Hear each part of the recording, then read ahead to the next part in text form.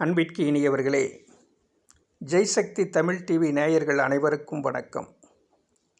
நாம் அனைவரும் ஒருங்கிணைந்து ஆக்கப்பூர்வமான செயல்பாடுகளிலே இணைந்து செயலாற்றுவதற்கு அனைவரும் அவசியம் இந்த சேனலை சப்ஸ்கிரைப் செய்து கொள்ளுங்கள்.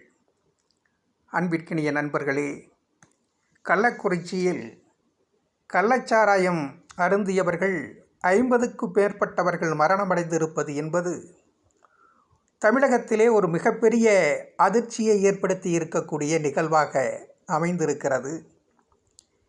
இந்த கள்ளச்சாராய விஷயத்திலே பல அதிகாரிகள் உடந்தையாக இருந்திருக்கிறார்கள். அரசியல் செல்வாக்கு பெற்ற சமூக விரோதிகள் இதிலே பங்கேற்றிருக்கிறார்கள் என்கிற செய்தியெல்லாம் தற்பொழுது தொடர்ந்து வெளியாகி கொண்டிருக்கிறது. இத்தகைய அவலங்கள் தற்பொழுது தமிழக அரசிற்கும் மாண்புமிகு தமிழக முதல்வர் அவர்களுக்கும் மிகப்பெரிய கெட்ட பெயரையும் இழுக்கையும் ஏற்படுத்துவதாக இது இன்றைக்கு எதிரொலித்து கொண்டிருக்கிறது. இதேபோல திருப்பூர் மாவட்டம் பல்லடம் வட்டாட்சியர் அலுவலகத்திலே நடந்திருக்கக்கூடிய பட்டா மோசடி நிகழ்வானது இன்றைக்கு தமிழகம் முழுவதும் எதிரொலித்து தமிழக அரசிற்கும் மாண்புமிகு முதல்வர் அவர்களுக்கும் ஒரு கெட்ட பெயரை உருவாக்கக்கூடிய நிலைமையை உருவாக்கியிருக்கிறது. கிராம நிர்வாக அலுவலர் முகமது மர்சூத் அலி, பல்லடம் துணை வட்டாட்சியர் ஜோனல் டிடி எம் சுப்பிரமணியம் மற்றும் கிராம நிர்வாக அலுவலர் சி விஜயராஜ் மற்றும் வட்டாட்சியர் உட்பட இணைந்து இந்த பட்டா மோசடியிலே ஈடுபட்டு மிகப்பெரிய ஆதாயம் பெறக்கூடிய உள்நோக்கத்தோடு செயலாற்றி சட்டத்திற்கு புறம்பாக செயலாற்றி சாதனை படைத்திருக்கிறார்கள்.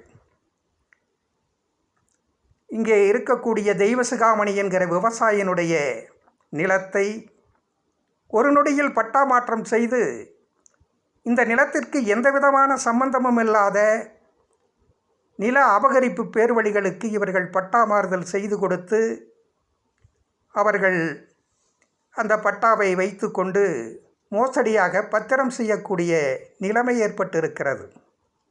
தமிழ்நாடு பட்டா பாஸ் புத்தகம் சட்டத்தினுடைய படி ஒருவருடைய பெயரிலே பட்டா இருக்கும் என்று சொன்னால், அந்த பட்டாவை ரத்து செய்ய வேண்டும் என்று சொன்னால் முதலிலே கள ஆய்வு செய்ய வேண்டும்.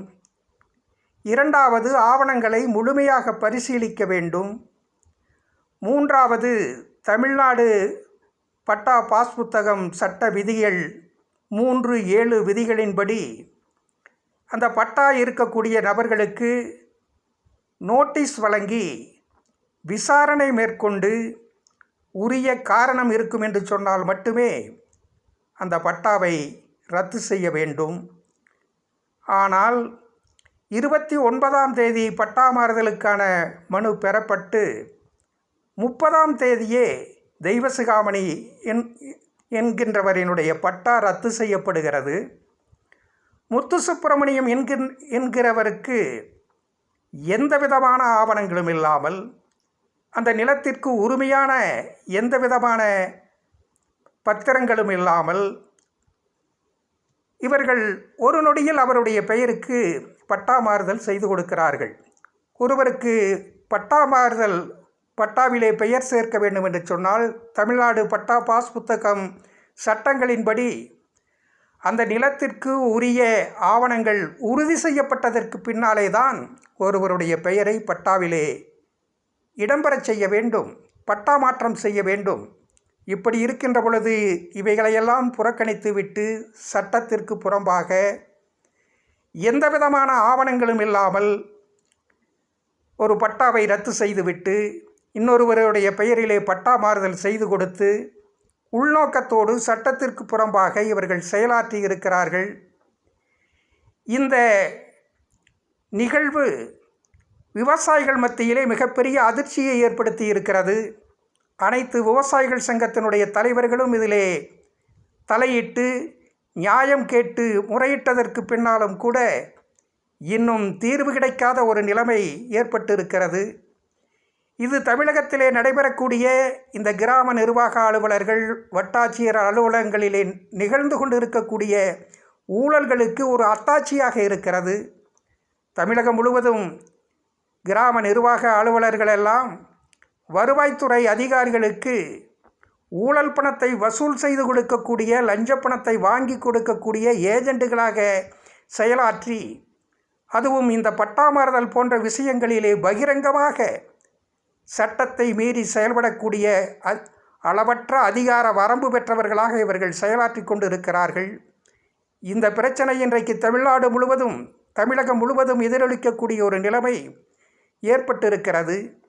இப்படிப்பட்ட அதிகாரிகளினுடைய துஷ்பிரயோகம், சட்டத்திற்கு புறம்பான செயல்பாடுகள் மாண்புமிகு தமிழக முதல்வர் அவர்களுக்கும் தமிழக அரசிற்கும் அவப்பெயரையும் கெட்ட பெயரையும் இழுக்கையும் ஏற்படுத்துவதாக இன்றைக்கு ஒரு துயரமான சூழலை உருவாக்கி கொண்டிருக்கிறது.